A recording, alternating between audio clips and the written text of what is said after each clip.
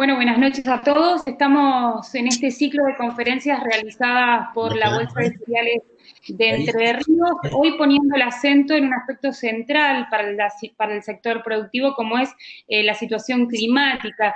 Antes de dar comienzo, valga una aclaración, las preguntas se van a realizar al finalizar ambas exposiciones, que debemos hacer cada pregunta en el de esta sala de conferencias.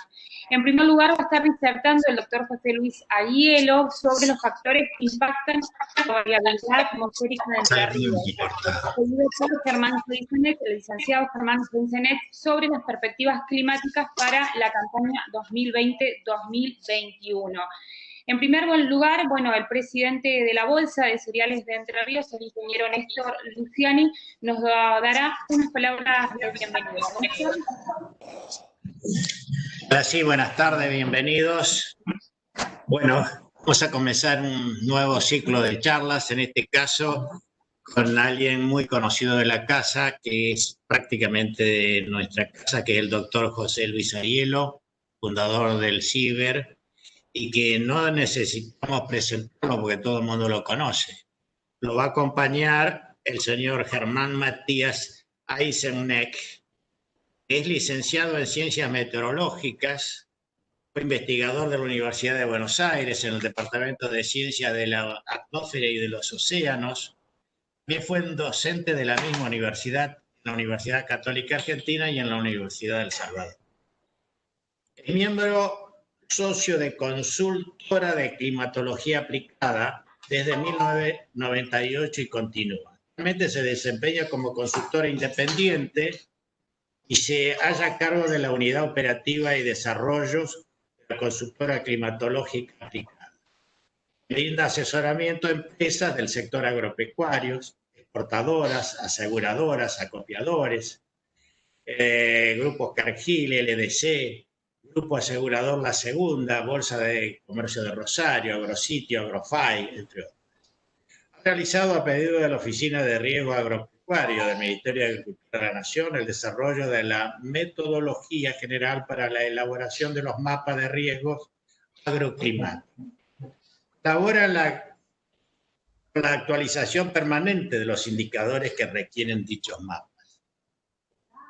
Es consultor senior para proyectos del Instituto Interamericano de Cooperación para la Agricultura.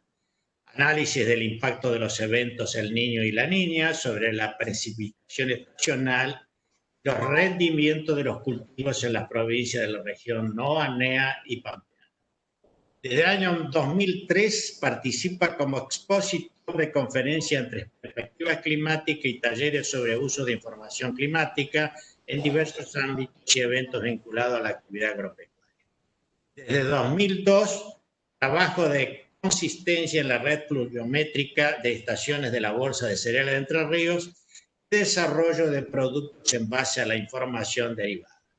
El tema que vamos a tratar, que va a tratar esta noche, son perspectivas climáticas para la campaña 2021, que es de mucho interés para todos, dado que, bueno, las condiciones que se van a presentar no son muy alentadoras, pero bueno, no lo tengo que decir yo, sino lo va a decir el doctor Aiello y el señor Germán Gaines. De manera que, bueno, doctor, cuando usted quiera, adelante. ¿Me escuchan? Sí. Sí, José Luis, escuchamos perfectamente para dar inicio. Bueno, muchas gracias, ingeniero Luciani, por su introducción.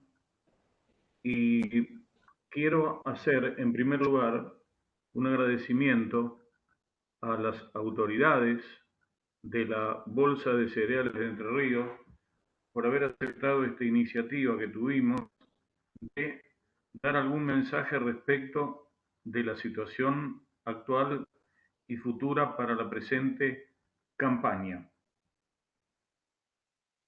También a todas las cooperativas, a todos los asociados que durante tantos años estuvimos compartiendo los indicadores climáticos.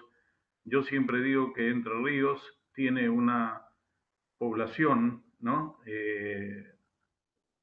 ligada al sector, que tiene una educación climática porque conocen los forzantes niños. Todos los años hacíamos recorridas y siempre con deferencia y con un buen recibimiento, y eso yo también lo quiero agradecer. Y por último, quiero dar un enfático agradecimiento a todo el grupo Ciber, a todo el grupo Ciber que está trabajando permanentemente para actualizar la información.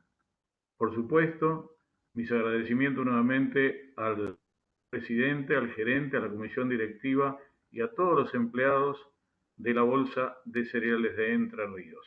Bien. Ahora lo que voy a hacer brevemente es presentar a Germán. Con Germán trabajamos hace varios años juntos. Él tiene una participación activa y operativa en el proyecto Ciber, porque es el que elabora los mapas semanales que muestran la reserva de agua en el suelo a partir de la distribución de precipitaciones que mide la red y otras estaciones que son utilizadas para confeccionar ese mapa. Yo lo que quiero es solamente hacer una breve introducción para decirles que Germán es nacido en Crespo, es entrerriano, compartimos todas estas acciones de conferencias y de seminarios, pero él está en este momento más abocado seguramente a lo que va a poder suceder en el futuro, porque las necesidades se van a dar en materia climática. Y no quiero extenderme mucho en lo que él va a contar, porque el origen de esta reunión fue porque yo particularmente recibí muchas llamadas de productores, corredores, acopiadores, muy preocupados por la niña. El lenguaje era: se viene una niña, vamos a tener problemas para la cosecha gruesa. Como siempre, se presentan los escenarios catástrofe sin tener los conocimientos para emitirlos. Tanto Germán como yo somos profesionales meteorólogos y eso es central, y yo siempre digo y siempre dije que la información climática debe ser captada. Bueno, no voy a poder entonces mirar la reunión. ¿Perdón? ¿Qué pasa? No, se activó el micrófono, continúe, doctor. Bueno, que siempre decimos que a un usuario que tome información de organismos nacionales, como el Servicio Meteorológico, el INTA, que tienen cuadros y gente capacitada para hacerlo, o que si tomen información, indaguen cuál es la fuente, quién la emite. Eso es importantísimo en este momento, porque el clima está en el tapete. El escenario actual no es el mismo que cuando comenzamos el Ciber. Yo fui uno de los fundadores del Ciber, Sistema de Información Agrícola de la Bolsa de Cereales de Entre Ríos. Eso es lo que le dio el origen al Ciber, que hoy está muy activo y que es muy eficiente. Había otro tipo de comportamiento climático. En este momento el cambio climático le puso al clima una importante volatilidad que hace que los pronósticos sean más complicados y que hay que hacer obviamente un seguimiento. Yo los quiero dejar con Germán, que él va a hacer hoy el desarrollo de la presentación, y los forzantes que yo les quiero comentar son: en este momento el Pacífico, que es el forzante fundamental que genera los fenómenos niño, niña, neutralidad, etc., está enfriándose. Vamos hacia un evento niña.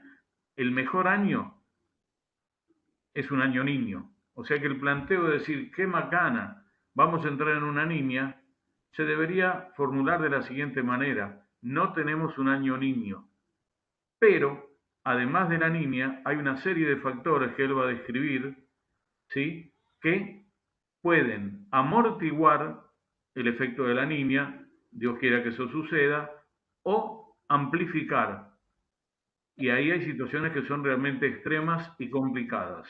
No es el mejor año, como lo dijo el ingeniero Luciani. Estamos preparados y el desafío es grande, pero yo quiero insistir que lo que vamos a hacer ahora es una descripción del problema, un diagnóstico o pronóstico para lo que resta de la fina y la gruesa, pero que es necesario hacer el seguimiento, que lo estamos haciendo todas las semanas, dar informes de coyuntura cuando sea necesario, y esto no debe inhibir. Bueno, justamente como tenemos, como quien decían, está teniendo problemas de conexión el doctor José Luis Ayelo, vamos a darle pie al licenciado Germán Heinzenetz para que nos comente sobre estas perspectivas climáticas para lo que se viene, ¿no? Para la campaña 2020-2021. Germán. Bueno, en primer lugar, vamos a hacerlo rápido, voy a saludar rápido. Muchas gracias por la bienvenida a esta reunión. Como dijo José Luis, es imperativo dar un poco, poner en claro un poco la información climática, hablar un poco de las perspectivas a mediano y a largo plazo y ver cuál es la situación, sobre todo para tomar decisiones en momentos que seguramente ya se aproxima la siembra para la gruesa, las siembras tempranas de maíz, así que hay mucha preocupación en ese sentido. La información climática, bueno, yo voy a salir, voy a poner a compartir la presentación, así que por un momento no me van a ver. Bueno, algunos conceptos básicos sobre pronóstico y tendencia. Nosotros estamos habituados a consumir pronósticos de corto plazo.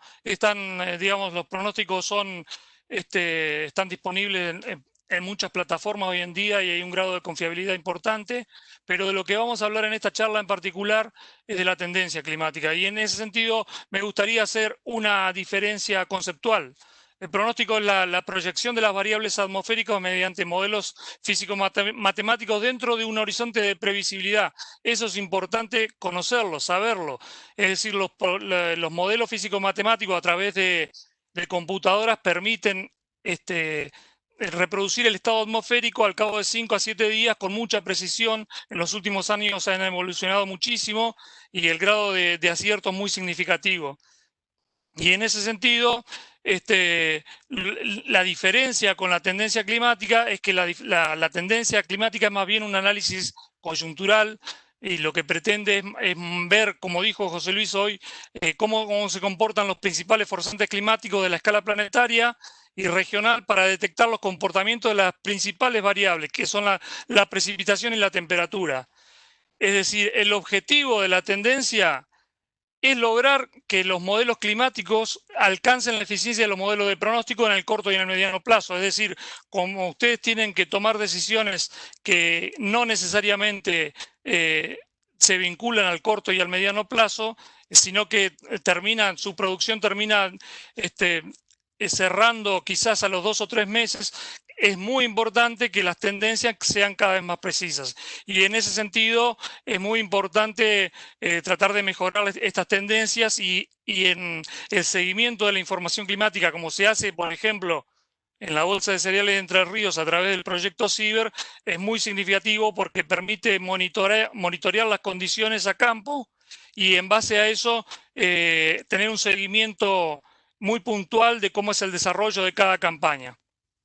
Pero como también en algún punto mencionó José Luis, en los últimos años, sobre todo en las últimas décadas, ha habido un aumento muy significativo de la variabilidad climática. Hemos tenido un aumento de la frecuencia de fenómenos extremos y fundamentalmente eso impacta en un aumento del riesgo agroclimático. Es decir, la actividad agropecuaria se lleva adelante dentro de un contexto muy diferenciado respecto del que se llevaba hace varias décadas atrás. Todas estas situaciones de riesgo que antes eran puntuales han aumentado su frecuencia y eso está dentro del contexto del cambio climático. Esto no va a cambiar y con eso vamos a tener que lidiar en los próximos años. Y justamente acá es donde gana territorio, gana terreno la información climática. Sabemos que la información climática es una de las variables que resume básicamente la incerteza a la hora de tomar decisiones.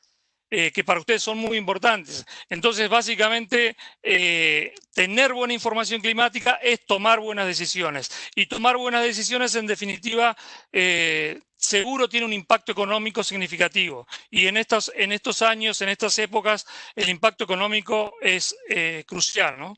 O sea, tener un buen nivel de información para tomar buenas decisiones y tener buena rentabilidad en el negocio.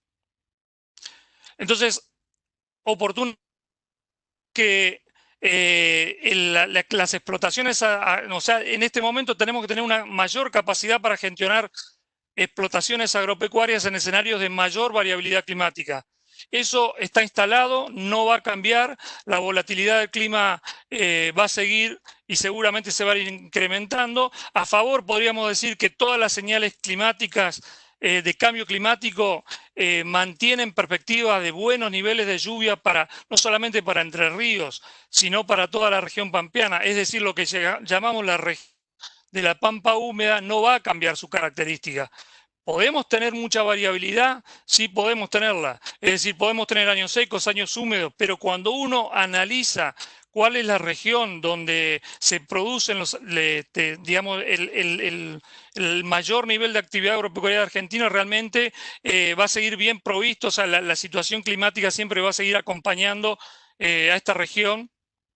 Y en ese sentido, podemos estar tranquilos, ¿no? Los modelos de cambio climático no auguran un cambio en la región pampeana, digamos.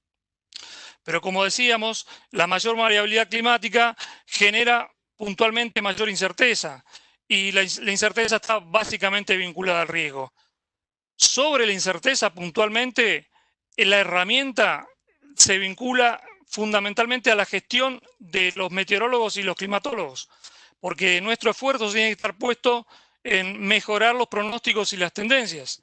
Entendemos que, por lo que vemos en los últimos años, la eficiencia de los pronósticos de corto y mediano plazo han logrado avanzar significativamente y, como les decía al principio, el gran objetivo es que las tendencias sigan ese camino. Sin embargo, la incerteza nunca se va a volver cero. Digamos, trabajar en agricultura sin incerteza climática va a ser imposible, con lo cual siempre va a haber un remanente, un residuo de riesgo que va a estar latente. Ese riesgo se puede trabajar con otra herramienta importante que es el seguro. El seguro tiene por delante, el seguro está muy desarrollado en la región pampeana, pero básicamente está desarrollado el seguro contra granizo y todos los aledaños que se ponen con el granizo, ¿no? Pero en general lo que falta desarrollar es todo lo vinculado al seguro multirriesgo. Esto seguramente va a ser una política en el futuro muy agresiva que va a haber que desarrollarse. Las compañías de seguro están trabajando en eso, pero obviamente hay que bajar los costos como para que el productor pueda tomar esos seguros. Pero seguramente en el futuro va a ser una herramienta muy importante y si la situación política se normaliza y hay un mix entre la actividad privada y la actividad pública, digamos, y lo político y el gobierno, seguramente el seguro multirriesgo va a ser una herramienta que va a tener un desarrollo muy significativo y, por supuesto, muy interesante para el agro, ¿no? Así que, dicho eso, el desarrollo de esta charla va a estar puntualmente vinculado a la tendencia climática, ¿sí? Y para eso vamos a hacer los primeros, hacer un breve repaso sobre las escalas. Recordemos entonces que en el corto plazo el pronóstico se ha establecido como una herramienta eficiente a varios días, 3, 4, 5, hasta 7 días, el nivel de pronóstico a una escala reducida, a una escala puntual, incluso a nivel departamento, se puede considerar como una herramienta muy eficiente. Pero a medida que nos extendemos en el plazo del pronóstico, digamos, el nivel de acierto empieza a descender y ya hay que considerar una escala un poquito más grande. Podemos hablar de una provincia, un conjunto de departamentos, y en general ahí uno puede tener mayor grado de confianza en extender ese pronóstico. Y cuando nos vamos a largo plazo, ya vamos a hablar, como dijimos antes, de un trimestre o de un semestre, de una tendencia climática. Y la tendencia climática fundamentalmente se vincula con los forzantes de escala planetaria o de escala regional, que nos van a permitir establecer si las dos variables principales se van a comportar en cercanía de los valores estadísticos, por encima o por debajo de los valores estadísticos. Eso es básicamente lo que intentamos decir, porque en base a ese comportamiento uno puede tomar importantes decisiones vinculadas a la actividad agropecuaria. Obviamente elecciones de híbrido, fecha de siembra, todo tipo de decisiones que el productor ve con mucho agrado tenerlas disponibles. Así que en ese sentido, entonces, nosotros vamos a tratar de desarrollar toda la información que se vincula a la tendencia climática. En los tres aspectos, yo les recomiendo que si quieren tener información confiable, recurran siempre al servicio meteorológico, porque las tres escalas están bien cubiertas. Esa información oficial, información confiable, información generada por profesionales meteorólogos y climatólogos. Así que la página del servicio meteorológico es muy recomendable, está muy ayornada, muy amigable. Me parece que cuando no tienen otra fuente, es la fuente que por naturaleza deben consultar. Bueno, entonces podríamos hacernos esta pregunta como para involucrarnos ya de lleno en lo que es la tendencia climática. Básicamente nos podríamos preguntar qué es un año normal desde el punto de vista de la lluvia, por ejemplo. Por ejemplo, si hacemos la estadística de precipitaciones de Paraná, de la estación del Servicio Meteorológico en Paraná, y la graficamos desde julio a junio, un año completo, vemos una marcha estadística de las precipitaciones, la voy siguiendo con el mouse, y se nota como interesante que desde octubre hasta marzo, ustedes ven que el nivel de precipitaciones es muy significativo y está por arriba de 100 milímetros. Es decir que si uno podría decir que todos los años se van a comportar garantizándome que desde octubre a marzo yo tengo arriba de 100 milímetros, obviamente la curva está arriba de esos 100 milímetros, pero mínimamente unos 700 milímetros de lluvia, realmente la agricultura sería muy fácil de hacer. Todo lo que hablamos del riesgo no tendría sentido. Si yo tengo garantizado que en el semestre cálido voy a tener 700 milímetros o más, la verdad que la agricultura sería una actividad muy favorable, muy sencilla de realizar. Pero todos sabemos que no es así. La realidad es esta que les muestro ahora. Esto sin que yo haya pretendido mostrar ninguna cosa escandalosa. Yo sobre la marcha estadística, que es la línea azul, he superpuesto la evolución de las precipitaciones desde el año 93 hasta el año 2013, o 20 años de precipitaciones. Como ven, el comportamiento es muy volátil de las precipitaciones y de nuevo insisto en que particularmente no quiero generar ningún efecto. Esta es la realidad puesta sobre la estadística, nada más. Podemos tener, por ejemplo, un diciembre en 2006 de 380 milímetros, eso triplica el valor normal de precipitaciones, o el diciembre de 95 con 10 milímetros. O sea, podemos estar en esa brecha en la oferta de agua, muy contundente, o podemos ir a un marzo de 500 milímetros cuando tiene que ser de 130 a 140, o en el mismo 95 un marzo de 10 milímetros, es decir, podríamos encontrar así, quedarnos toda la noche buscando datos y llegando a la conclusión siguiente. El año normal no existe, pero sin embargo nosotros necesitamos la estadística para tener una referencia. Es decir, nunca vamos a tener un año como el que muestra esta curva.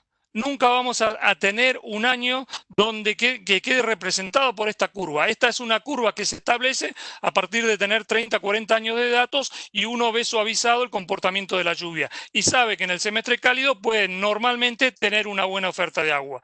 Pero la realidad indica lo contrario, ¿sí? Que la volatilidad que ya hemos mencionado es muy importante y que esa curva azul generalmente no se concreta, ¿sí? La información climática debe reducir la incertidumbre. La incertidumbre nunca va a ser cero, ¿sí? Pero nosotros tenemos que trabajar con tendencia climática, con indicadores, con pronóstico, con monitoreo, con el seguimiento que, por ejemplo, hacemos semanalmente en la bolsa de cereales a través del proyecto CIBER, justamente para reducir la incertidumbre, seguir el sistema y saber cómo se mueve. Sin embargo, acá lo importante es la toma de decisiones y la toma de decisiones es inminente. A principios de septiembre ya vamos a estar todos, o muchos de ustedes van a estar preparados o con intenciones de sembrar, y justamente la tendencia climática es la que le puede anticipar qué decisiones tomar. Poniendo un poquito en claro lo que son los índices de riesgo climático, casi todos, yo sé que la mayoría cuentan con algunos estadísticos de base, y si no los tienen, yo les recomiendo que los consigan por ejemplo, en Paraná, el Servicio Meteorológico tiene las estadísticas, y entran particularmente a la página que les mencioné del Servicio Meteorológico, van a tener todas las estadísticas de Paraná, van a tener las estadísticas de Villaguay, de Concepción, de Gualeguaychú, de Concordia, de distintas localidades significativas de la provincia y representativas de una determinada zona.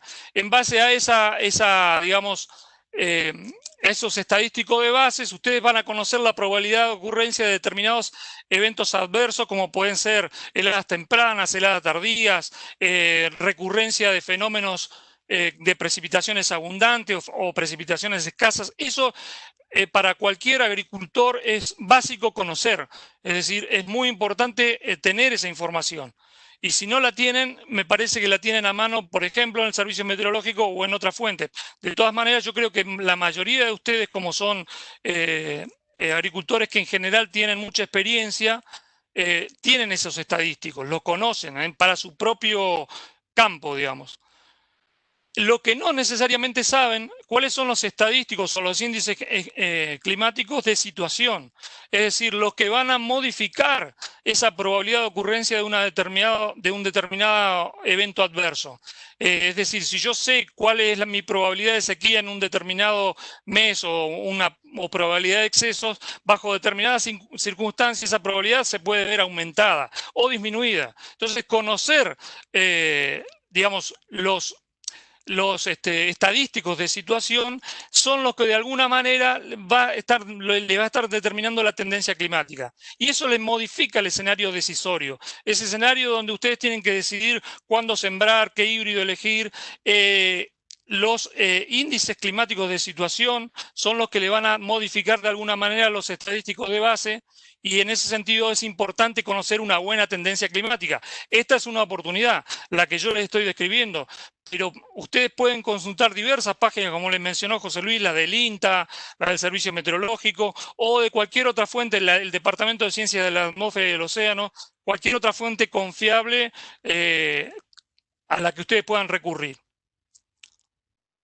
En base a eso, entonces, si nosotros más o menos entendemos conceptualmente qué es lo que vamos a encarar ahora, es decir, cuáles son los indicadores, vamos a diagnosticar la situación de partida, porque es muy importante saber cuáles son las condiciones de partida para establecer una tendencia climática.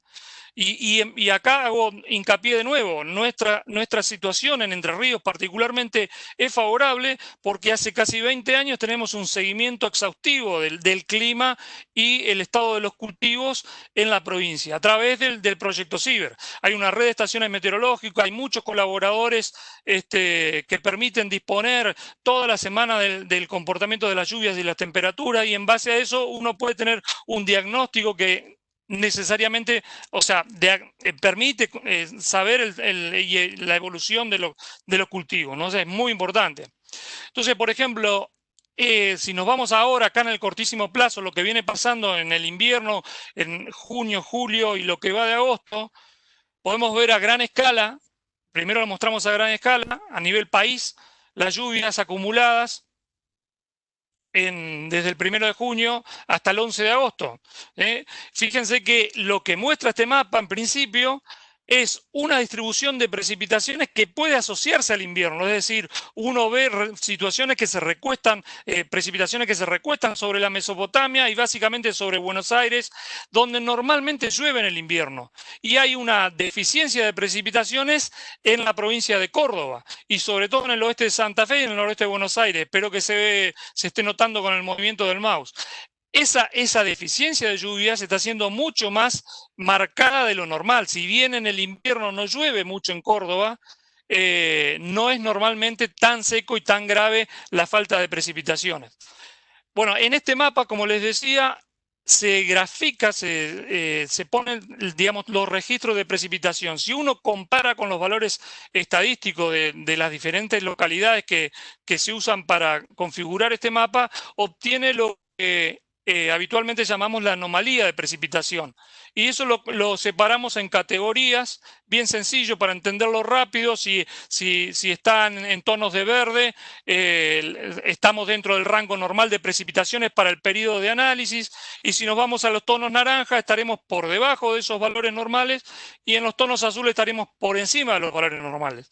Entonces acá salta, este mapa es muy interesante para ver a gran escala cómo está la situación en el país. Porque no solo, si bien nosotros particularmente las decisiones las vamos a tomar sobre nuestro lote o sobre un entorno reducido, zonal, es muy interesante saber cómo está a gran escala la situación. Entonces, lo primero que notamos básicamente es que toda la zona núcleo tiene un impacto negativo muy contundente. Fíjense que en lo que va del invierno, la categoría muy escasa predomina en todo Córdoba, en todo el centro-sur de Santa Fe, en gran parte del norte de Buenos Aires, y bueno, sacando la zona del Delta, la parte del sur, del sudoeste de Entre Ríos, también particularmente se ha visto afectada. Si vamos un poquitito más atrás en el tiempo, nos vamos a mayo, porque en mayo es cuando justamente, si uno tiene perfiles en buenas condiciones en mayo, sabe que puede hacer, digamos, hacer la siembra de trigo en las fechas correctas, sin mayores corrimientos y sin mayores problemas. Permiso. ¿Cómo era la situación en ese momento? Bueno, lo que se notaba era que las lluvias de nuevo, ya se notaba un comportamiento bastante flojo de precipitaciones, es decir, en el momento en que había la última oportunidad casi para la zona núcleo de recibir buen nivel de precipitaciones, sobre todo para Córdoba, sur de Santa Fe, teníamos esta situación. Más fácil lo vemos en una anomalía. Fíjese qué contundencia tiene el mapa de anomalía. Es decir, cuando uno analiza a gran escala, ve que la gran parte de la zona triguera estaba con una deficiencia muy notoria en la oferta de agua. Entonces, obviamente que las siembras que comienzan en la segunda quincena de mayo, salvo los que venían con una muy buena provisión de agua desde el mes de abril o desde marzo, seguramente encontrarían dificultades para sembrar, ¿sí? En particular, en Entre Ríos, este mapa ya está confeccionado con todos digamos, las estaciones automáticas y la de los colaboradores de la red Ciber.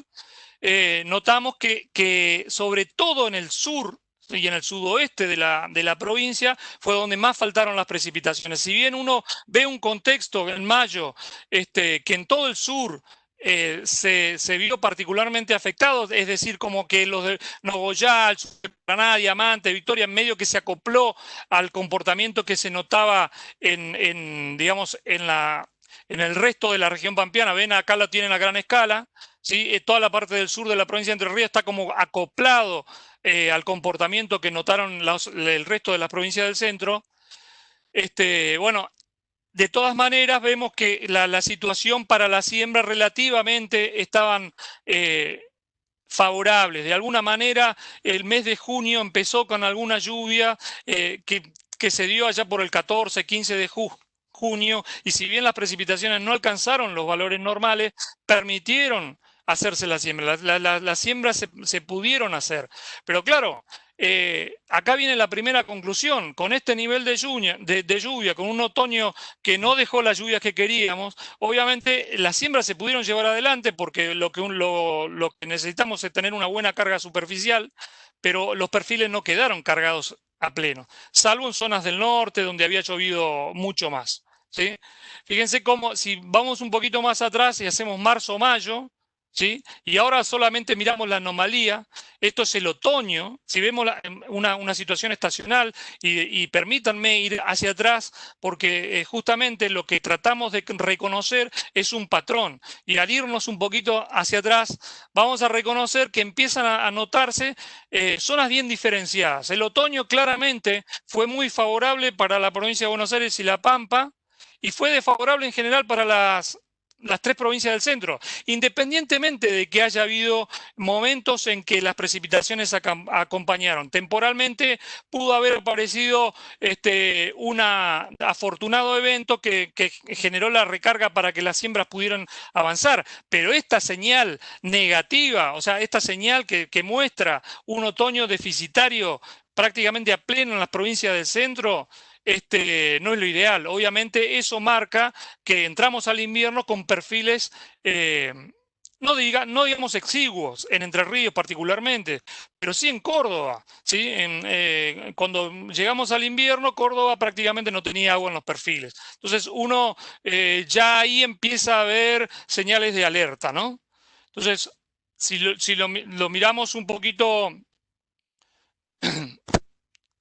Nos vamos un poco retrospectivamente al verano, diciembre, febrero, tenemos esta situación. En general, tuvimos una muy buena provisión de agua en diciembre y febrero, sobre todo entre mediados de diciembre y mediados de enero, hasta el 20 de enero, una buena lluvia, un buen nivel de precipitaciones, incluso por encima de los valores normales en gran parte de Entre Ríos. Se notó acá también en zonas del sur de Córdoba. Sí, pero siempre hubo corredores ahí incipientes en Córdoba, en Santa Fe, donde las precipitaciones fueron dispares o estuvieron por debajo de lo normal. Es decir, tuvimos una campaña que en general la variabilidad fue muy notoria espacialmente, ¿no? Y cuando vemos todo el semestre, septiembre, febrero, acá hay que ver que justamente el centro norte de Entre Ríos se separa un poco de la condición general de la provincia y de la zona núcleo, sobre todo el centro de Santa Fe. El sudoeste de Entre Ríos está más acoplado al sur de Santa Fe. Tuvo un semestre que no fue el ideal. Tuvimos un momento en que todos pedíamos lluvia, que era los primeros días de diciembre, que los maíces estaban prácticamente llegando a la floración, y ahí hubo un cambio drástico en las precipitaciones en Entre Ríos. Hubo un muy buen nivel de precipitaciones que prácticamente salvó el maíz, que lo potenció incluso, porque se dieron entre el 13 de diciembre y el 20 de enero, más o menos fueron los 40-45 días que hicieron la campaña de maíz. Pero si ustedes pueden seguirme y hacer una mirada general y solamente mirar el mapa del semestre, septiembre-febrero, uno ve que hay grandes zonas con deficiencias pluviales, grandes zonas, y zonas puntualmente donde hubo mejor oferta de agua, como es esta del sudeste de Córdoba, del sur de Santa Fe en general, pero hay grandes zonas de la provincia de Buenos Aires, corredores importantes en Santa Fe, en el norte de Córdoba, en el norte de la Mesopotamia, donde las precipitaciones no estuvieron a la altura, ¿no? Entonces, de alguna manera, esa señal de déficit pluvial no es de ahora, digamos. Esto también tuvo un gran impacto sobre el caudal de los ríos, es otro tema, pero es un tema que preocupa también, ¿no? Porque esta deficiencia de precipitaciones que se nota en el norte de la Mesopotamia se siguió hacia Paraguay, hacia el Mato Grosso, hacia todo el Pantanal, toda la naciente de los ríos del Plata, y complicó muchísimo los caudales de los ríos, que lo seguimos sufriendo hasta el día de hoy. Así que la señal viene de bien atrás, la persistencia de las lluvias deficitarias, ¿no? ¿Cuál es el estado de reservas al momento? ¿No? Esta es la situación para una pastura. Hacemos una pastura para no poner una cobertura en particular. Bueno, lo primero que al mirar las reservas a gran escala para la región pampeana, lo que se nota es que la provincia de Entre Ríos todavía tiene cierto resto. No está en la condición ideal, está por debajo del valor normal, seguro. No está como debería estar. Seguro que algunos trigos que se sembraron con los justos están pidiendo agua, pero si ustedes ven, la situación es muchísimo más compleja en la zona mediterránea, en Córdoba, y hay una zona intermedia en Santa Fe que está con lo justo, con lo mínimo. Si este mapa, en vez de hacerlo para la provincia, para la región pampeana, lo hacemos para la provincia de Entre Ríos, que lo podemos hacer porque hacemos ese balance hídrico en base a alrededor de 100 puntos que tenemos de registro de precipitaciones, de los cuales se utilizan unos 60 o 70 para hacer el balance hídrico. O sea, es un mapa con mucha definición, es un mapa que tiene digamos, una validación a campo interesante. Muchas veces recibimos devoluciones donde confirmamos que el estado de humedad de los suelos que podemos mapear tiene una relación con la realidad importante. Y bueno, justamente la disponibilidad de datos que tenemos hace que esto se pueda llevar adelante. Acá entonces este mapa lo que nos está mostrando es que hay una gran parte de Entre Ríos que incluso en Gualeguaychú, Gualeguay, con algunas lluvias que han recibido en los últimos días incluso, están con un nivel de reserva que se pueden considerar óptima. Obviamente, cuando nos movemos desde el este hacia el oeste, las reservas van flaqueando. Es decir, el sudoeste está teniendo una tendencia a acoplarse con lo que pasa en el sur de Santa Fe, no tanto como en Córdoba, pero de todas maneras tiene una señal de reservas que es más pobre que lo que vemos hacia el este. El este en general, y sobre todo el sudeste, ha tenido mejor performance de precipitaciones y eso le ha permitido, digamos, sobrellevar o tener una condición inicial un poco más favorable que el resto de las provincias, ¿no? O sea que puntualmente esta es la condición de partida para la provincia, una pastura que podríamos asociarla a la situación del trigo. En este momento los departamentos Paraná, Nogoyá, Diamante, Victoria no están en una condición óptima. Podríamos, seguramente que el trabajo, el manejo de campo que hicieron para conservar la humedad, que no está considerado en este balance hídrico, ayudó, y seguramente los trigos todavía están con un nivel de reserva adecuada. Pero esta condición de partida la tenemos que proyectar hacia adelante con el pronóstico y con la tendencia climática para ver cómo va a evolucionar. Es decir, hoy el trigo puede estar en una buena condición. Creo que Pablo y Evangelina en su último informe han puesto que había un alto nivel de entre bueno y muy bueno de los lotes de trigo, así que por el momento todavía no hay un impacto negativo considerable de esta deficiencia pluvial que ya se viene proyectando desde el mes de junio, ¿no? Entonces, dicho eso, 3 fotos representativas de la última campaña con mapas de reserva. Fíjense, esta era la situación que veíamos al 15 de diciembre. En ese momento era, como les decía, no había empezado a llover bien todavía en Victoria, en el sur de Nogoyá, pero había llovido muy significativamente en todo el norte de Entre Ríos. Tuvimos excesos y algunas complicaciones incluso. Fue un periodo donde las lluvias se generalizaron. Fíjense que después nos vamos hasta el 15 de enero. La situación estaba bastante buena en general. Reservas óptimas en Paraná, Nogoyá. Siempre Victoria estuvo para atrás. Fue raro eso, porque Victoria suele tener un comportamiento de reservas un poco mejor.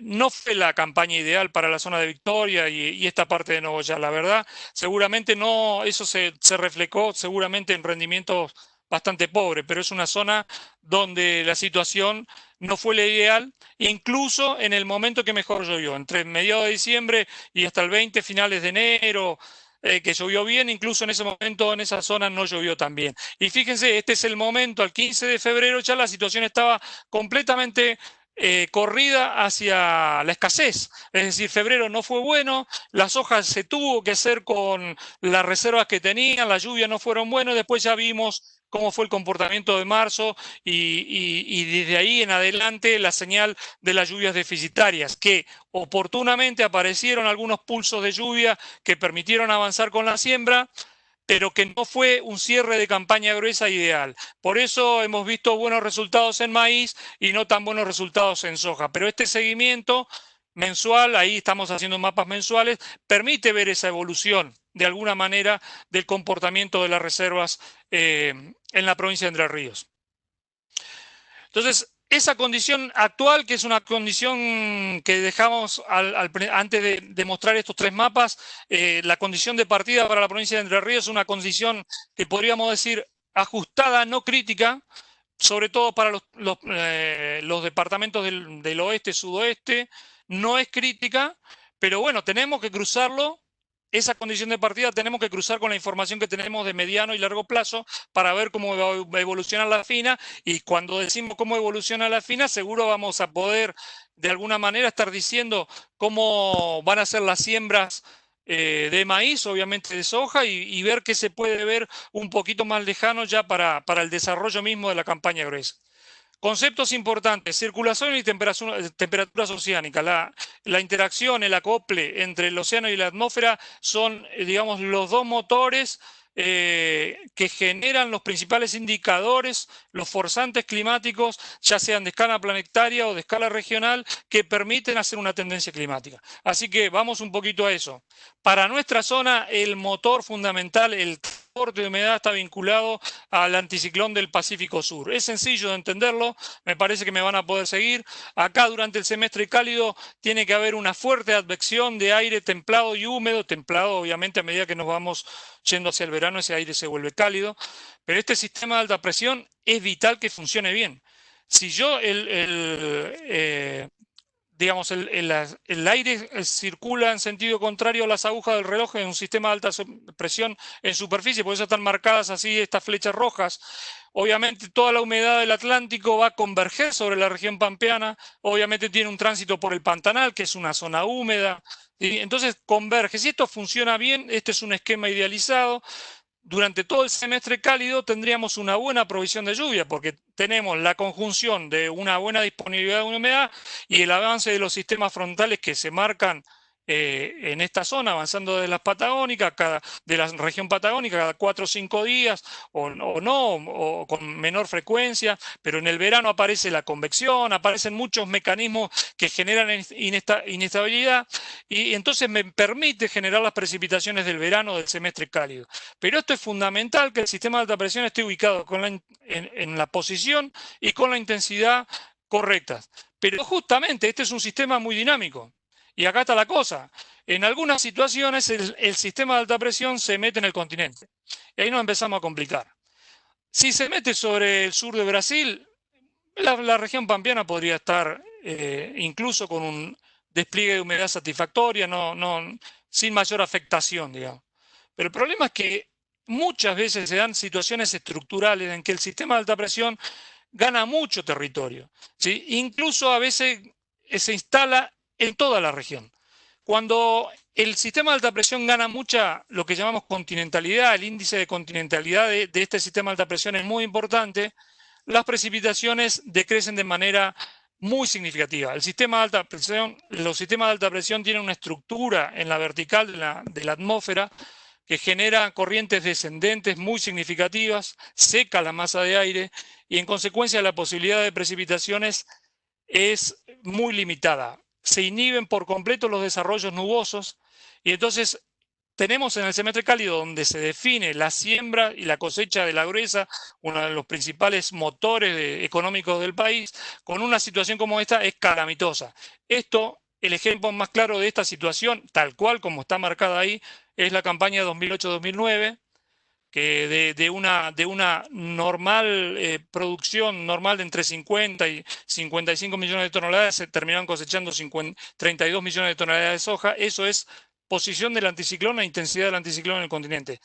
Entonces, de alguna manera, el monitoreo de la situación del comportamiento del sistema de alta presión del Atlántico es vital para toda la región pampeana. Entonces, conceptualmente ténganlo presente, porque si leen los informes que habitualmente publicamos en la bolsa de cereales, muchas veces hacemos referencia a esto y conceptualmente este es el problema, ¿no?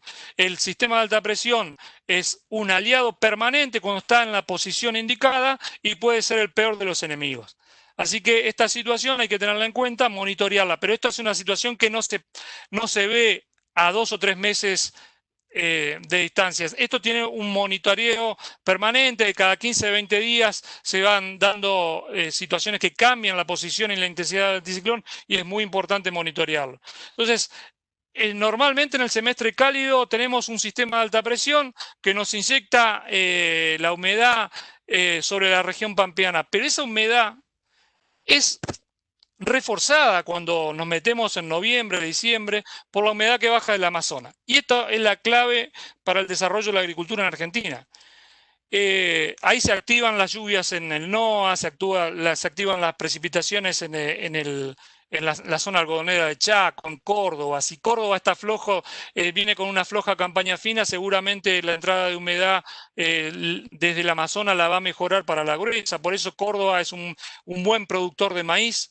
¿sí? El núcleo maicero está bien recostado en el oeste en el oeste de Santa Fe y en el este cordobés, porque generalmente ayuda muchísimo el flujo de humedad del Amazonas.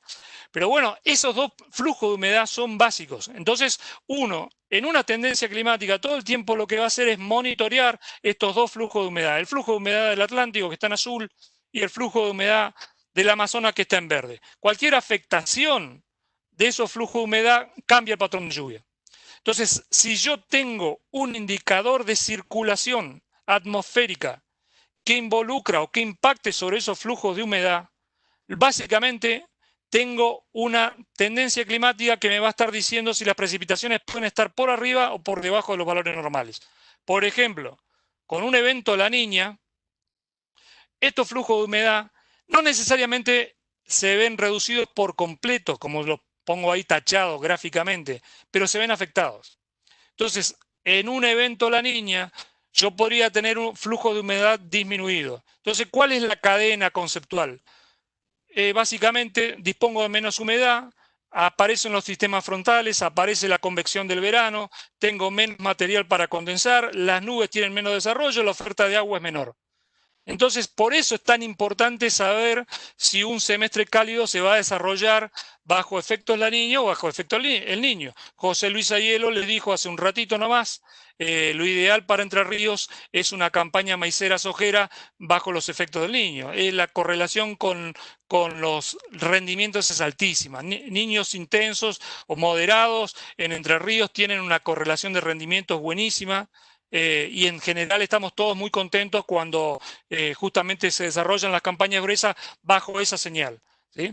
Entonces, sabiendo conceptualmente lo que está pasando con los flujos de humedad y cómo la circulación puede afectar estos flujos de humedad, es importante saber entonces cuál es la situación para esta campaña del fenómeno del indicador ENSO, digamos, el niño o la niña, ¿sí? Por eso vamos a la perspectiva climática vinculada fundamentalmente a la temperatura del océano, ¿sí? Bueno, esto es José Luis. Yo no voy a hacer... José Luis tuvo muchos años laburando con ustedes, haciendo tendencias climáticas, se lo explicó sobradamente.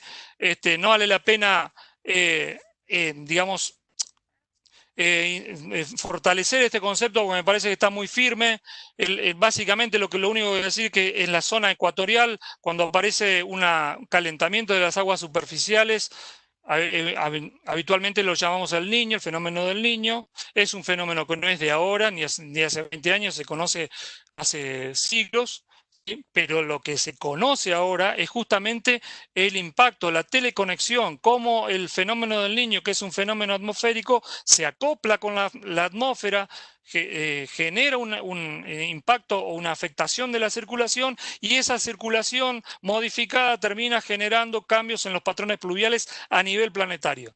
Por eso es importante. Aparece la mancha de agua cálida, perdón, que me apareció una persona que quiere entrar al chat, lo voy a sacar, ahí está.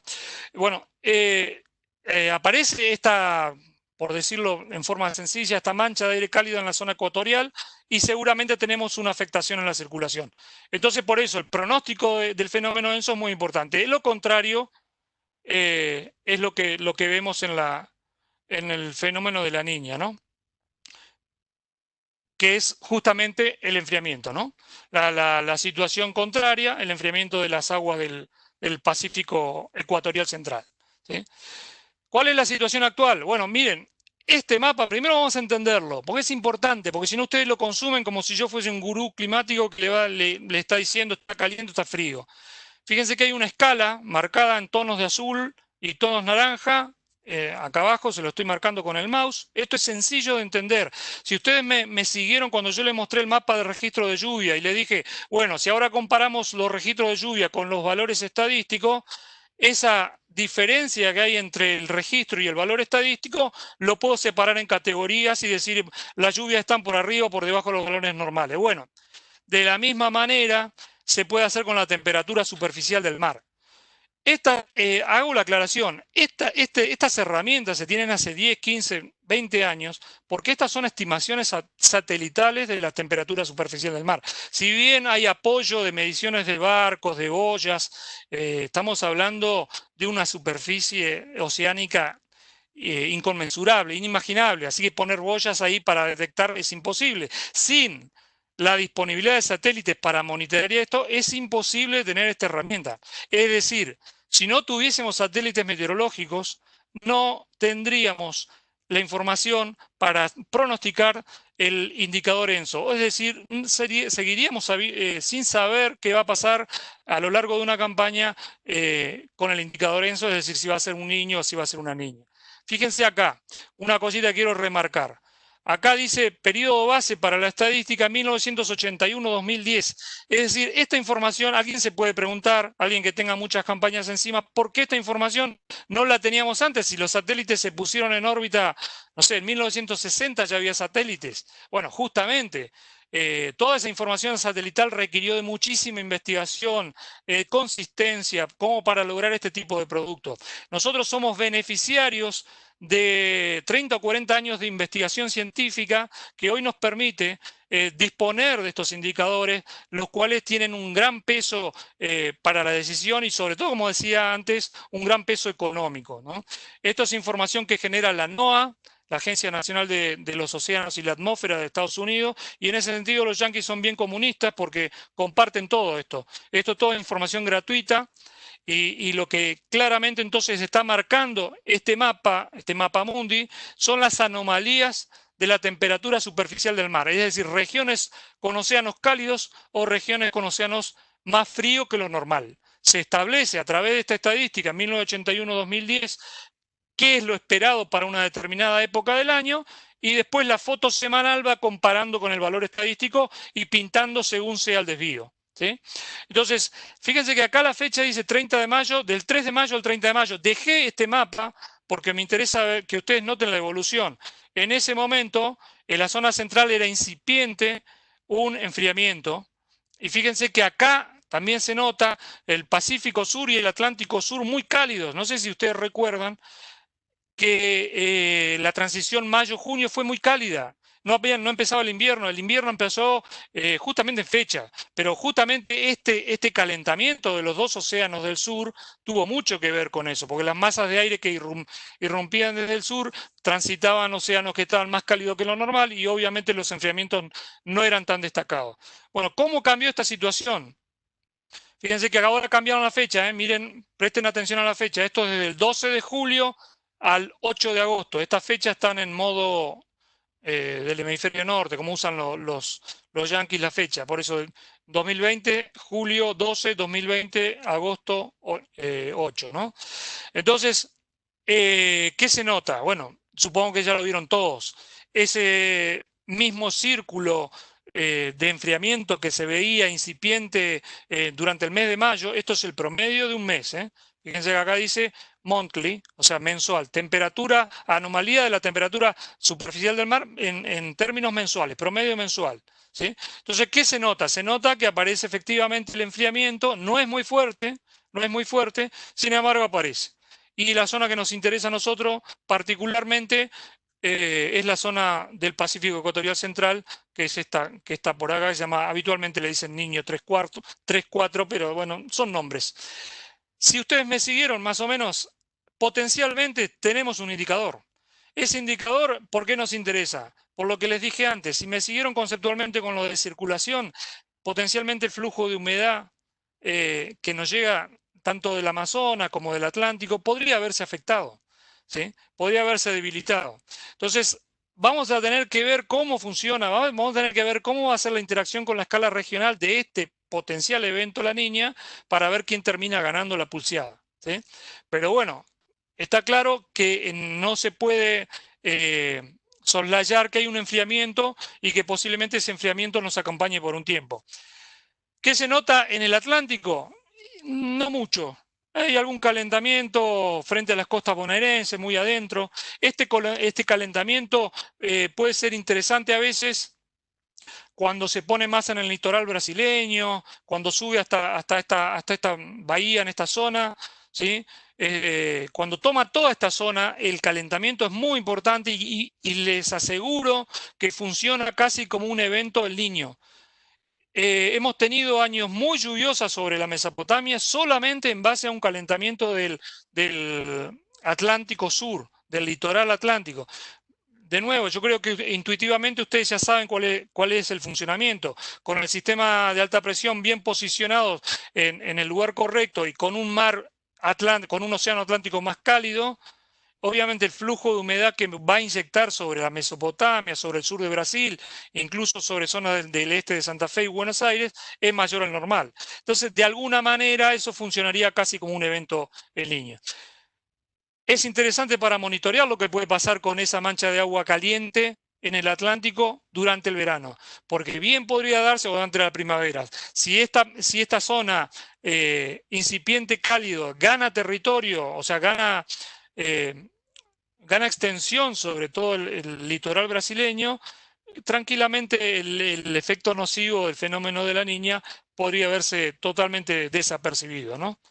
Así que vamos a ver, podría pasar desapercibido. Vamos entonces, esta es una condición inicial importante y vamos a ver cuál es el pronóstico. La foto actual es un evento La Niña débil que está instalado, si bien la condición todavía se cataloga como normal porque no hay ningún impacto sobre la circulación, todo parece indicar que vamos hacia un evento La Niña durante la primavera. Esto parece muy técnico, pero de nuevo, si me siguen, van a ver que es relativamente sencillo de entender.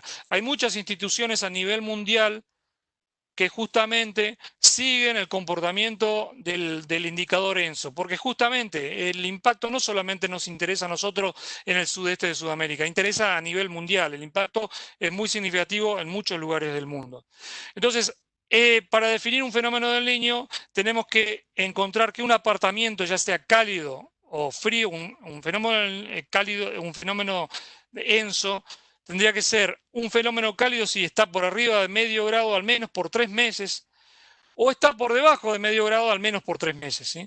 Entonces, si yo veo todas estas salidas de modelos del fenómeno del indicador ENSO, lo que tengo que hacer es tratar de poner una caja, una línea, entre menos medio grado y más medio grado centígrado, y ver cuál es la situación. Fíjense que hay una gran mayoría de los modelos que en general caen por debajo de la caja, es decir, se corren hacia valores negativos. Esta línea azul fuerte que se ve acá es la consolidación, es el pronóstico consensuado, el promedio de todos los modelos, ya sean los modelos dinámicos o estadísticos. Y entonces lo que nos están mostrando esta línea azul, que es el consenso del pronóstico, es que en general vamos a una primavera con un evento La Niña. Es decir, tenemos un enfriamiento que ya está, las fotos satelitales ya lo muestran, y los pronósticos muestran hacia adelante una consolidación de ese escenario frío. En términos conceptuales, para terminar de entender este gráfico nada más, siempre que estemos por arriba de medio grado, vamos a tener un fenómeno del Niño, un calentamiento, una anomalía cálida, y medio grado por debajo vamos a tener una anomalía fría. Ojo, no se confundan, cuando hablamos de medio grado no quiere decir que el océano en el Pacífico Central tenga medio grado, es la comparación con el valor normal. La temperatura normal del Pacífico Central es habitualmente entre 26 y 28 grados centígrados. ¿Sí? Respecto del valor normal, medio grado por arriba, medio grado por abajo. Cuando estamos hablando, por ejemplo, de un fenómeno La Niña fuerte o el Niño fuerte, las anomalías son de más de 1,5 grados. Es decir, tendríamos que tener un pronóstico de 1,5 grados de enfriamiento o un pronóstico de 1,5 grados de calentamiento en el caso del Niño, ¿no? No es esta la situación. Pronóstico para el ENSO, para adelante, muy importante. Fíjense, veamos las columnas para entenderlo, porque si no, de nuevo, parece muy sencillo. Esto es la columna, esta muestra los meses consecutivos. En letras rojas están agosto, septiembre, octubre, noviembre, hasta marzo. Y en las otras columnas están divididas en probabilidad la posibilidad de que la situación para el devenir de la campaña, para el devenir de los meses, sea la niña, neutral o el niño. Claramente, un golpe de vista, el niño lo vamos a descartar, lastimosamente, pero bueno, lo tenemos que descartar y la pelea va a estar siempre entre la neutralidad y la niña. Todavía durante agosto vamos a estar en un escenario neutral, pero ya rápidamente cuando nos vamos al mes de septiembre, y lo pongo ahí como una alarma, una alerta al menos, aparece que la probabilidad de que aparezca la niña justamente le empieza a ganar a la neutralidad. Fíjense que es 52-45, 54-41, 53-40.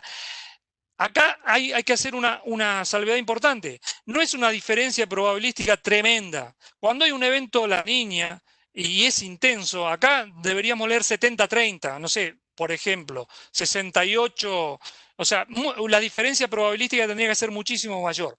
No se está dando eso. Lo que están mostrando los modelos es que hay una tendencia desde la neutralidad a salirse hacia un enfriamiento. Ese es el concepto.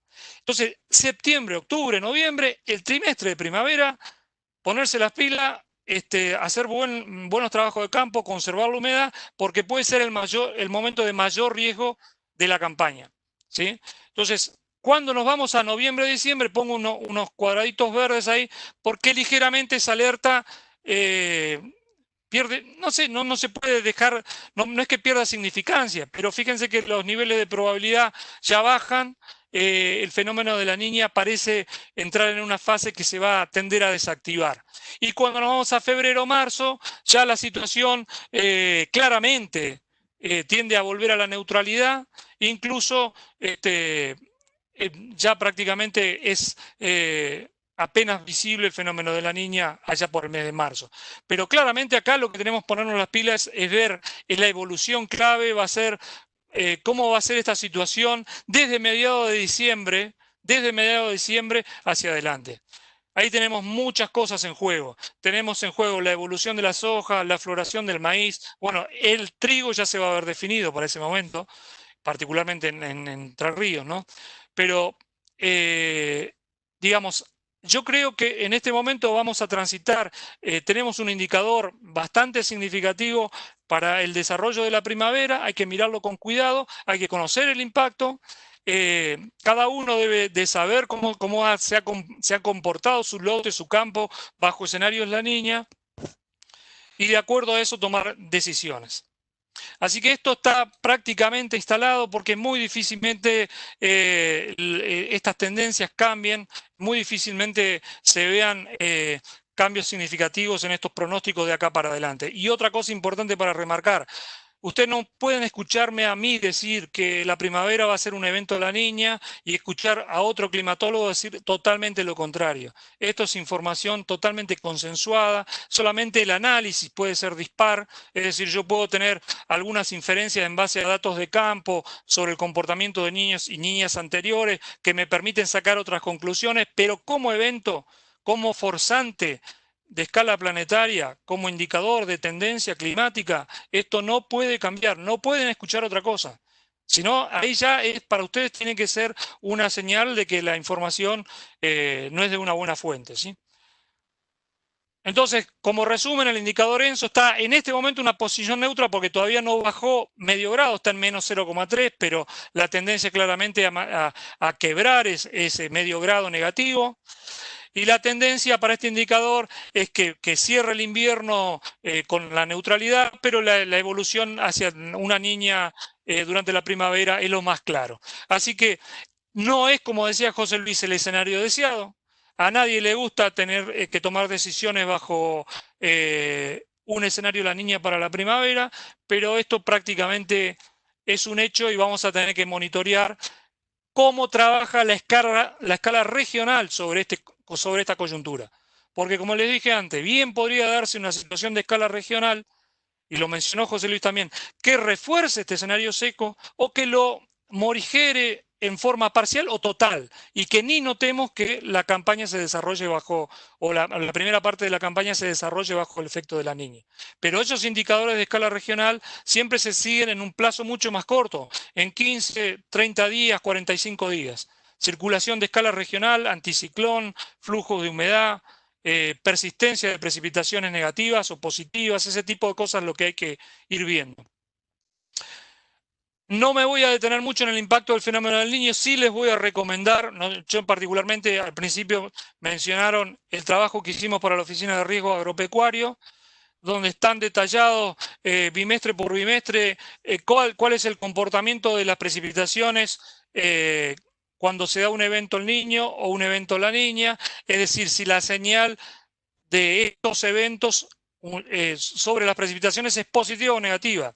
Ya lo sabemos a esto. Casi todos tenemos mucha experiencia, no solamente ustedes por haber escuchado mucho a José Luis o a otros climatólogos, pero ya conocemos que con evento del Niño, entre noviembre y diciembre, en general, fíjense que hay puros puntos violetas en Entre Ríos, y eso significa probabilidad de lluvias abundantes mayor o igual que el 50%, es decir, hay una alta chance de que los corrimientos sean positivos de la lluvia, y en el fenómeno de la Niña se da todo lo contrario. Pero no se alarmen, porque cada fenómeno está muy vinculado a la intensidad. Hago mucho hincapié en esto, porque no se suban, no se pongan locos, porque yo les acabo de definir que estamos en una primavera niña. Hay que ver cómo transita la primavera. ¿Sí? La estadística es claro, es una foto, miramos para atrás y hacemos el análisis estadístico, y bajo escenarios La Niña, las estadísticas nos dicen que la probabilidad más alta es que las precipitaciones estén por debajo de los valores normales. Pero eso en cada evento es distinto. Así que es una alerta, hay que tener cuidado, hay que tomar decisiones para un escenario donde pueden faltar la lluvia, pero no necesariamente puede ser un escenario desastroso, ¿sí? Sobre todo cuando todavía no tenemos definido cuál va a ser el comportamiento de la escala regional. Les dejo ahí para los que lo quieran anotar e investigar, www.hora.gov.ar, tienen muchísimos productos para analizar ahí, están todos los mapas del impacto sobre los rendimientos también, pero la charla pierde sentido. Si nos ponemos a analizar el impacto del Niño y la Niña, me parece que no da, se hace muy extenso, y me parece que ustedes lo pueden investigar en forma particular. Es una investigación seria, se hizo en base a datos oficiales del Servicio Meteorológico del INTA y otras fuentes oficiales, así que la información que está publicada ahí es adecuada y con el mejor nivel posible. Entonces vamos a las perspectivas, ya para cerrar. Los pronósticos y los escenarios, si nos planteamos desde ese mapa inicial que quedamos cuando hicimos el diagnóstico, que mostraba al sudeste de Entre Ríos con reservas adecuadas y óptimas, al sudoeste de Entre Ríos lo mostraba con un poquito más ajustado, un nivel de reservas entre regulares, en algunas zonas reducidas incluso escasa. Podríamos preguntarnos cuánta lluvia necesitaríamos en las próximas 2 semanas para alcanzar un nivel óptimo o adecuado de reservas. Y entonces eso nos permite dimensionar si esa lluvia que estamos demandando vincula a lo que me ofrece el pronóstico. Entonces yo rápidamente voy a sacarme la ansiedad. Si estoy necesitando, por ejemplo, para ir claramente, me voy a la provincia de Córdoba, ¿sí? Me paro en Marcos Juárez, ¿sí? Una factura en Marcos Juárez necesita 80-100 milímetros. No hace falta que sean meteorólogos, que yo les diga que es altamente improbable que Marcos Juárez, estadísticamente, en las próximas 2 semanas reciba 80 milímetros de lluvia. Cuando yo me voy a Entre Ríos, me posiciono en la provincia de Entre Ríos, la situación no es tan exigida. Sin embargo, me paro en la zona del departamento Paraná, y las próximas 2 semanas, si yo quiero estar en una condición óptima, necesitaría por lo menos 40 milímetros. No sé, estamos en el este, 40 milímetros no parece una situación exagerada, podría haber un evento que me lo dé, pero bueno, justamente tenemos el pronóstico, miremos el pronóstico para ver si este nivel de precipitaciones se puede alcanzar en las próximas 2 semanas. Lo que está dimensionando esto, es importante este mapa, marcar una situación bien diferenciada. Fíjense que el núcleo triguero del sur de la provincia de Buenos Aires, 50-60% del trigo y la cebada que se hace en la República Argentina hasta acá, prácticamente no necesita lluvia en las próximas 2 semanas. Y cuando nos vamos al núcleo triguero del centro, de la zona central, de la zona núcleo tributaria de Rosario, tenemos una situación para Entre Ríos relativamente favorable y a medida que nos movemos al oeste se complica. Se empieza a demandar un nivel de lluvia que es improbable de recibir, sin haber visto ningún pronóstico. Es decir, la estadística la tiene totalmente en contra. ¿Sí? Entonces vamos a ver un pronóstico. Un pronóstico es un modelo, como dijimos al principio, físico-matemático que me permite ver el estado de la atmósfera a 5, 7, 10 días dentro del horizonte de previsibilidad. ¿Sí? Vamos a ver qué nos dice el modelo de pronóstico. Esto nos dice el modelo de pronóstico. De nuevo, yo no le estoy viendo la cara, pero supongo que están desahuciados. De acá al 18 de agosto, o sea, de acá a una semana, no veo ninguna lluvia. ¿Sí? O sea, de esas 2 semanas que yo tenía de tiempo para satisfacer esa demanda de lluvia, ya está pasando una semana en la que no va a llover. ¿Y en qué yo le daría a toda la derecha este pronóstico? ¿En qué me basaría? Habrán notado ustedes cómo cambió la temperatura, el aire seco y frío que ha ingresado, es decir, el aire tropical se ha retirado a sus zonas de origen, a Misiones, a Paraguay, al Pantanal. Ojalá que llueva, lo que dice acá, porque si llueve en el Pantanal los ríos van a seguir recuperándose, pero a nosotros nos preocupa acá, la zona central. Que no llueva en el sur de Buenos Aires no me preocupa, acabamos de ver que no necesita agua, pero que no llueva en Entre Ríos es un poco preocupante. Si quieren que no llueva en Córdoba, tampoco me preocupa tanto porque tampoco uno puede esperar mucha lluvia ahí. Pero para Paraná, para Victoria, Gualeguaychú, toda esta zona del sur, normalmente debería haber un poco más de agua. ¿Qué pasa si nos vamos un poquito más adelante? Todavía en términos de pronóstico. Ahí aparece algo de agua. ¿Sí? Entre el 19 y el 27 de agosto, lluvias de mediano plazo, ¿sí?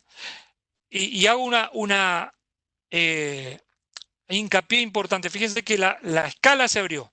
¿Sí? Yo pasé de mostrar el pronóstico a 7 días a nivel regional dentro de la República Argentina, y cuando yo me voy a mostrar un pronóstico que se va más allá del 7º día, del 8º día, y me corro hasta los 15 días de pronóstico, ya muestro gran parte de Sudamérica, porque justamente los modelos tratan de mostrar a grandes rasgos cómo se pueden comportar las precipitaciones a gran escala.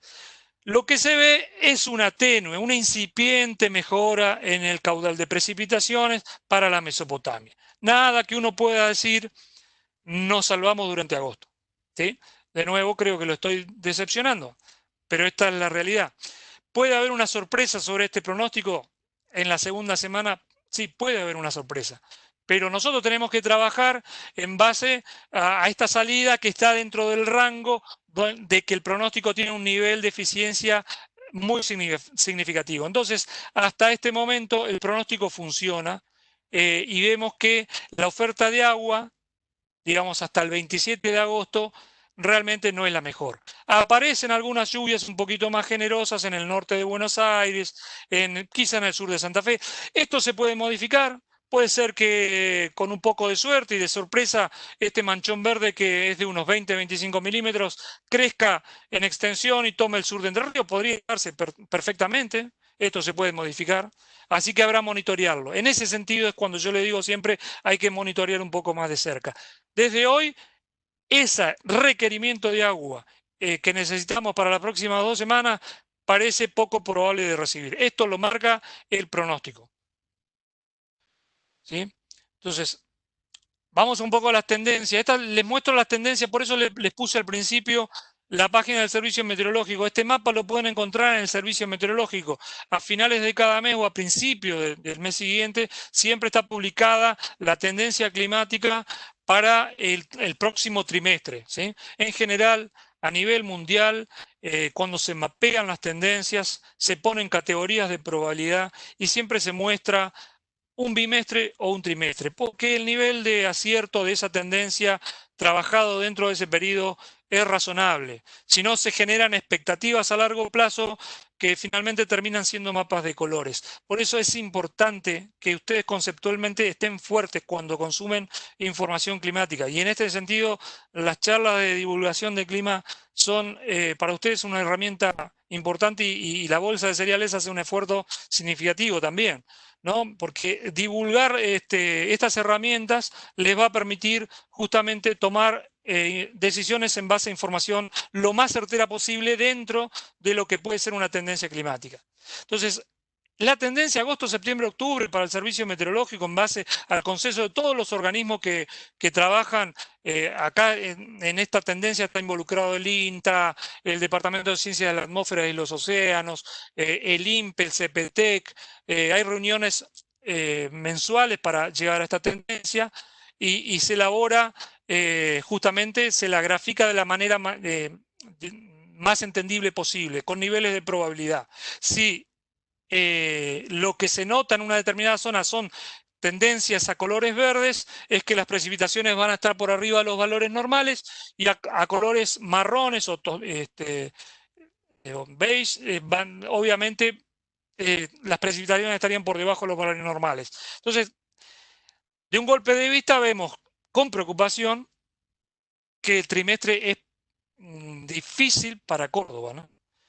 Córdoba, La Pampa, Buenos Aires podría tener un trimestre con precipitaciones por debajo de los valores normales. No me preocupa tanto la región triguera del sur de Buenos Aires porque tiene muy buen nivel de reserva, incluso con precipitaciones por debajo de los valores normales podrían llegar a octubre o a noviembre, que es cuando acá se da la floración, en el sur se da la floración, con un buen nivel de reserva. No es tan preocupante para el sur de Buenos Aires, pero sí es muy preocupante para el oeste de Santa Fe, para Córdoba, para el norte de La Pampa, ¿sí? Fíjense que Entre Ríos está un poco diferenciado. Si bien agosto yo, de acuerdo a lo que le acabo de decir del pronóstico, ya lo descartaría, porque las precipitaciones de agosto posiblemente queden por debajo de los valores normales, cuando hacemos este análisis no tenemos que ver solo un mes, tenemos que ver el trimestre. En términos de la tendencia, todavía tenemos septiembre y octubre para alcanzar los valores normales de precipitación, ¿sí? Normal, por ejemplo, para Paraná, justamente entre agosto, septiembre y octubre, la secuencia nos lleva a obtener unos 217 milímetros. Si quieren, hacemos números redondos, 40, 60, 120. Es lo que debería llover en la zona de influencia de Paraná y más o menos similar para gran parte del sur de Entre Ríos. Ya les digo, no lo veo en ningún pronóstico ni en ninguna digamos, salida de modelo de mediano plazo que la zona pueda recibir esos 40 milímetros, ¿sí? Puede recibir menos, sí. Puede recibir menos y estoy seguro que los trigos estarían muy agradecidos si reciben menos igual. Pero recibir lo normal parece improbable. De todas maneras, esos 200 milímetros se pueden correr, se pueden obtener con una mejor performance de lluvia durante septiembre y octubre. Así que, de alguna manera, el Servicio Meteorológico está viendo que para la Mesopotamia el impacto del fenómeno de la Niña posiblemente no sea tan marcado. Una primera conclusión de la tendencia del Servicio Meteorológico. En términos de temperatura, el comportamiento, cuando estos mapas están pintados, no tienen ningún color, en temperatura se van hacia los rojos cuando están por arriba de lo normal y hacia los celestes o azules cuando están por debajo de los valores normales. Y a cada rango le asigna una probabilidad.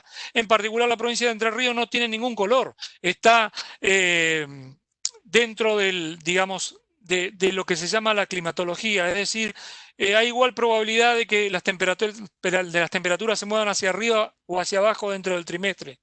Eso quiere decir que podemos tener mucha variabilidad en el comportamiento térmico. Lo hemos tenido. Fíjense que hemos transitado un junio relativamente con calor hasta finales de junio prácticamente, la última decena de día o la última semana de junio y casi gran parte de los primeros 20 días de julio fueron muy fríos, con heladas muy intensas, y después volvimos a un pulso muy cálido que llegamos a tener hace poquito nomás temperaturas cercanas a los 30 o por arriba. Es decir, hemos tenido una variabilidad térmica significativa dentro de la provincia de Entre Ríos. En ese sentido, y acá hay un indicador de nuevo, la lluvia no tiene esa variabilidad. La lluvia ha tenido una persistencia negativa. lamentablemente, pero es una persistencia negativa. Es decir, la temperatura tuvo variabilidad hacia arriba y hacia abajo, pero ya les mostré mapas muy hacia atrás.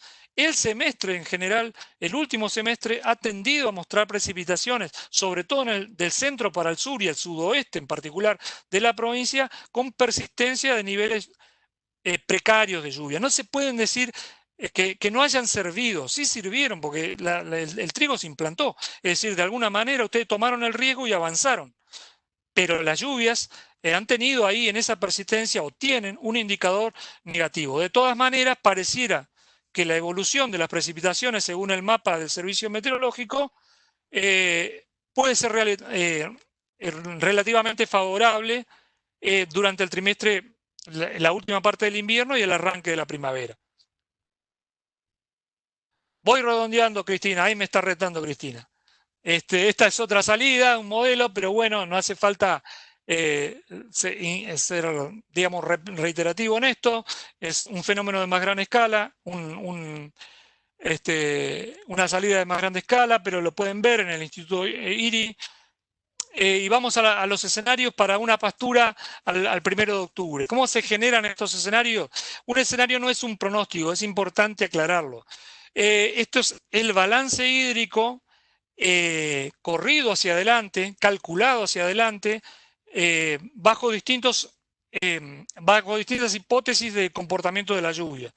Bajo un escenario húmedo, o sea, precipitaciones por arriba de los valores normales, con lluvias normales o con un escenario seco, ¿sí? Entonces, de acá hasta el 1 de octubre, ¿cuál es la situación? ¿Qué en términos de lluvia para Paraná? ¿Qué es un escenario húmedo acá hasta el 1 de octubre? Es decir, tenemos 20 días, 20 días de agosto y todo septiembre para alcanzar la fecha que está generada en este escenario. Mayor a 130 milímetros es el escenario húmedo. Si se da mi pronóstico, agosto, los pronósticos que dan los modelos, agosto no tendría una gran oferta de agua. Así que esa responsabilidad de los 130 milímetros se la atribuiríamos toda a septiembre. Si me siguieron más o menos, el valor normal de lluvia era alrededor de 60 milímetros en septiembre. Es decir, que le estamos pidiendo a septiembre un nivel de lluvia importante. Con lo cual, yo diría que este escenario húmedo para el 1 de octubre es improbable de conseguir. Es improbable, no quiere decir imposible, ¿sí? No quiere decir que no se dé, pero yo no le daría la chance. A mí me parece que vamos a estar en una situación mucho más parecida al escenario normal. El escenario normal nos mantiene dentro de una coyuntura que puede ser exigida, que puede ser ajustada, que puede ser en algunos casos precaria, pero no nos mete en un escenario de sequía que es el escenario seco, es decir, un escenario que nos lleve a un mes de septiembre donde no lluevan esos 60 milímetros. Yo creo que la situación va a estar mucho más próxima al escenario normal, es decir, de acá hasta el 1 de octubre, al menos vamos a recoger, sobre todo en la parte sur de la provincia, unos 70-75 milímetros. O sea, alcanzamos eso, créanme, que podemos estar bien, ¿sí? Lo que pasa es que en el corto plazo hay que tomar decisiones, sobre todo a principios de septiembre. Y vamos a ese resumen. Así que esto que les dejo acá como un escenario, que no es un pronóstico, reitero, es el corrimiento del balance hídrico a una determinada fecha bajo 3 escenarios de lluvia distintos, y bajo esas hipótesis se obtienen distintos resultados, y lo que yo veo como más normal o como la situación más probable es que se dé lo más cercano a los 75 milímetros, es decir, un escenario que para una pastura sería un nivel regular entre adecuado y regular de reservas. Bueno, los tips para la campaña, vamos finalizando, no se preocupen que esto es el cierre. Bueno, las condiciones actuales se caracterizan por una disponibilidad de reservas inferiores a las normales. Eso no se puede soslayar, está así.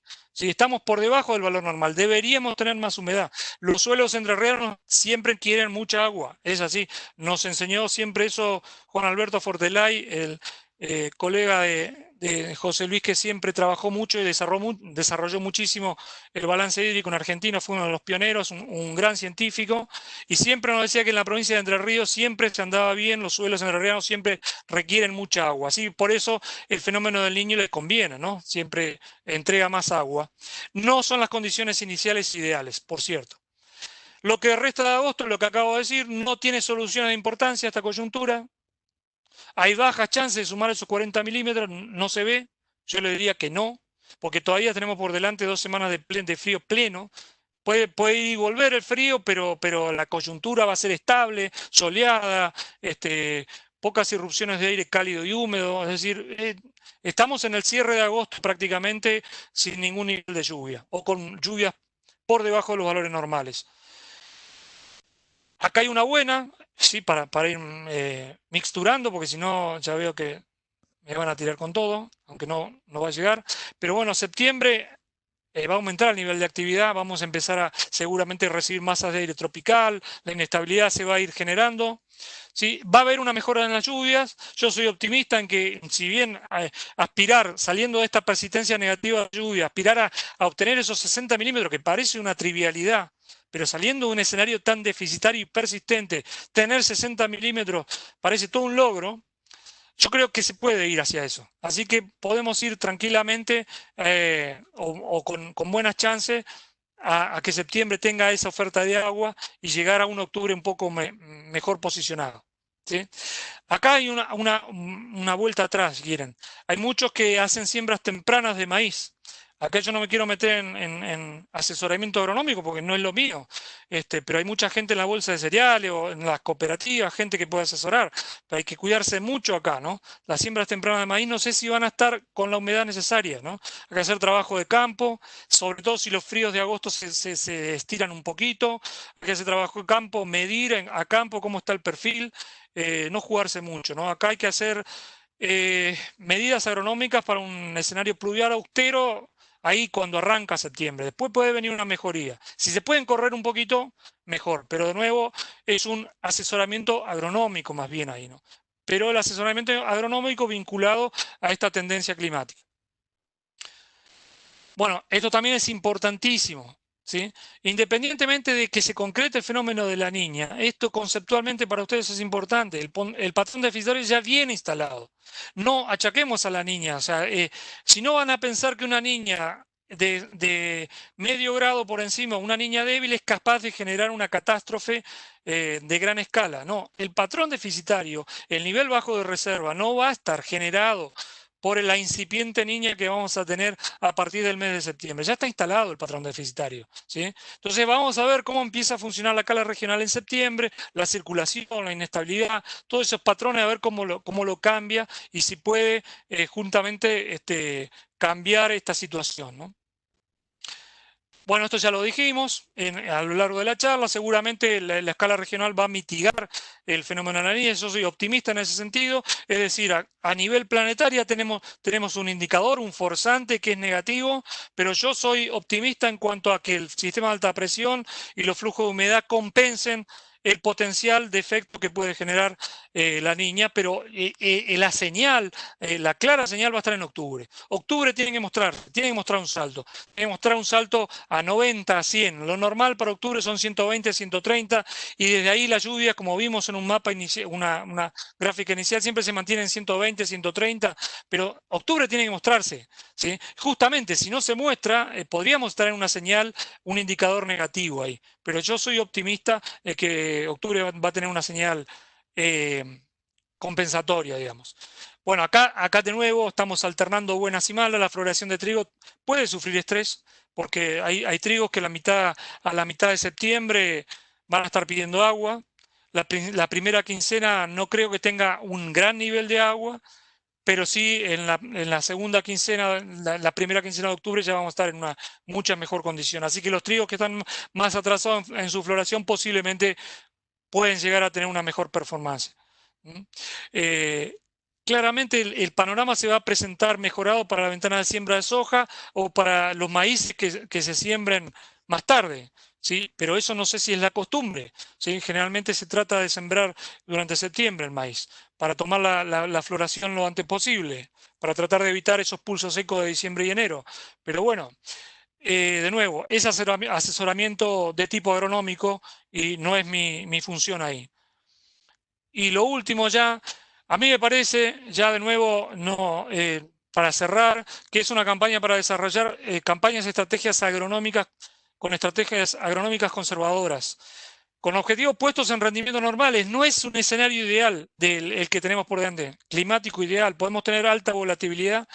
Entonces, digamos, si esa volatilidad genera episodios de lluvia en momentos concretos y oportunos, podemos tener un buen desarrollo, pero estamos muy jugados.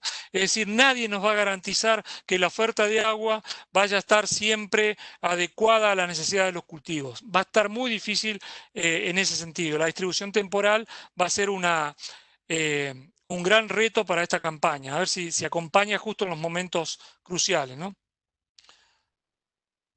Y bueno, acá una buena de fondo, que la segunda parte de enero y febrero, sí, los cultivos, sobre todo la soja, puede evolucionar bien durante diciembre, posiblemente ya con la niña debilitada como un forzante negativo, podemos ir a una floración de soja mucho más favorecida, ¿sí? Mucho más favorecida que lo que podría llegar a tener, por ejemplo, la floración del trigo. Acá hay dos situaciones negativas, se quieren, relativamente con probabilidad alta de suceder, que son las siembras tempranas de maíz y una floración de trigo relativamente mala si se da temprano en el mes de septiembre.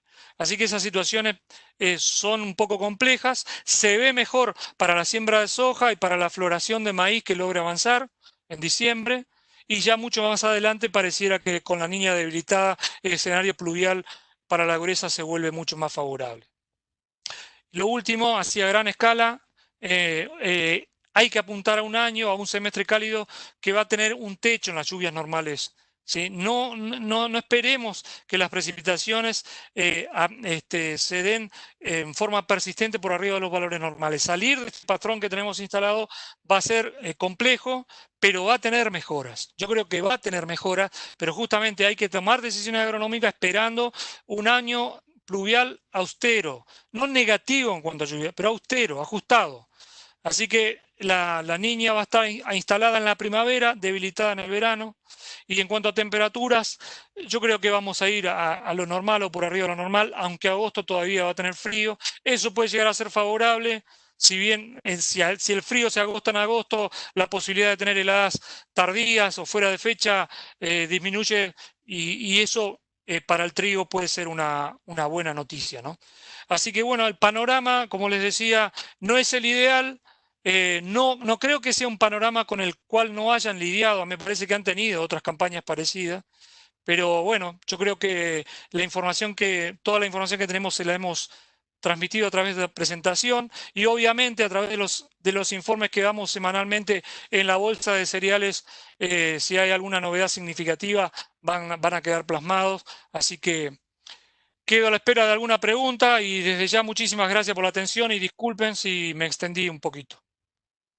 Germán, Sí. bueno, voy a hacerte dos preguntas que vienen de la audiencia, vamos a decirlo, que tienen que ver con la misma temática, algo de lo que vos exponías en correlación a lo expuesto,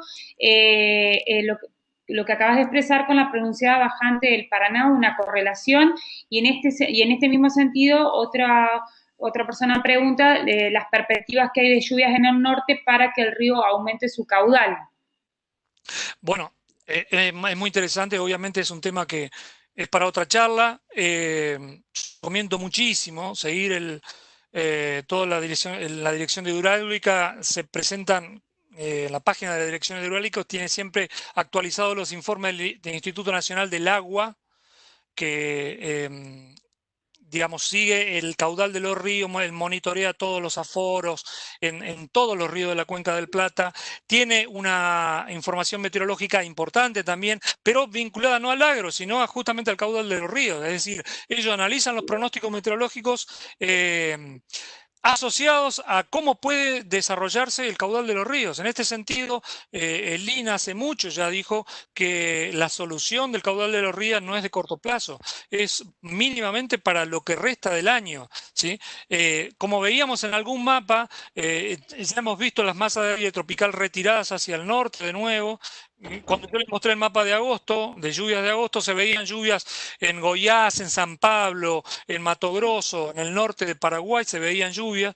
No acá, pero sí está lloviendo en el Pantanal. De alguna manera se han reactivado un poco las lluvias en esa zona, pero el comportamiento de las precipitaciones en la zona del Pantanal también es a veces un poco, como se dice, monzónico, no necesariamente estacional, tan fuerte estacionalmente, pero se reactiva muchísimo a partir de septiembre-octubre.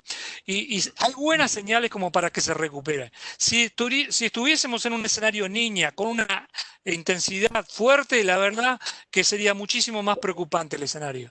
Pero la situación a mí me parece que va a tender a mejorar en los próximos 4 o 5 meses, pero es un camino largo. La verdad que la situación de los ríos es compleja y no es de corto plazo. Lamentablemente no es de corto plazo, pero sí con una tendencia a salir quizá para el verano de febrero, marzo, quizá en el semestre ya estemos en caudales más normales. Germán, otra pregunta es que en la campaña 2008-2009 se había planteado con la misma probabilidad el fenómeno La Niña a esta misma época. Es posible, pero la situación de la campaña 2008-2009 no estuvo tan decidida por el fenómeno de La Niña, si bien estuvo ahí incipiente, fue una situación de macroescala vinculada al comportamiento regional del anticiclón, que yo traté de decirlo, pero no sé, el efecto es tan nocivo como el fenómeno de La Niña en sí mismo.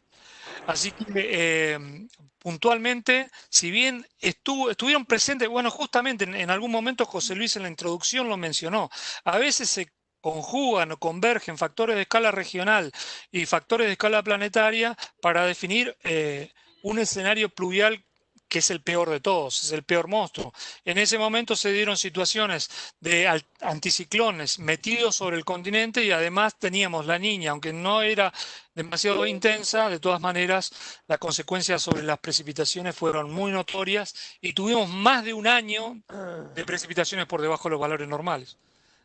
Pero no creo que sea esta la situación, ¿eh? No me parece que sea, de nuevo, insisto, no es una situación ideal la que tenemos por delante, pero no es la situación 0809. Germán, otra pregunta, dice si existe algún modelo para predecir el anticiclón del Atlántico. No, bueno, se pronostica, el anticiclón del Atlántico tiene una posición prácticamente estadística, generalmente es una zona donde viven las altas presiones, si se quiere decir de una manera grotesca. En esa zona siempre hay alta presión.